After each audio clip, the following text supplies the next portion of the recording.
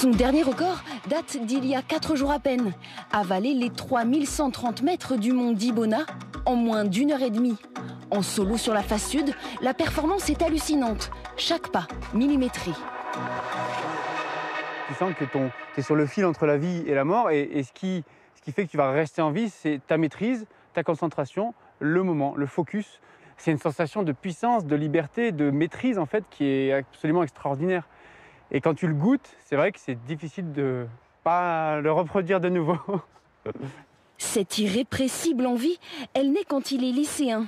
Il fait alors ses premiers sommets avec Pierre-Emmanuel. 15 ans plus tard, le débutant est devenu l'homme le plus rapide du monde, au-delà de 8000 mètres d'altitude. En fait, ce qu'il fait actuellement, aucun alpiniste n'a jamais fait dans ces temps-là, quoi. Sa différence, c'est son mental, je pense. Hein. C'est vraiment son mental et puis cette envie de se surpasser, en fait. Et ça, c'est quelque chose qu'on avait aussi dès le début, c'est-à-dire qu'on faisait des courses, on était rapide et on avait envie de faire ça propre et que ce soit vite fini, en fait.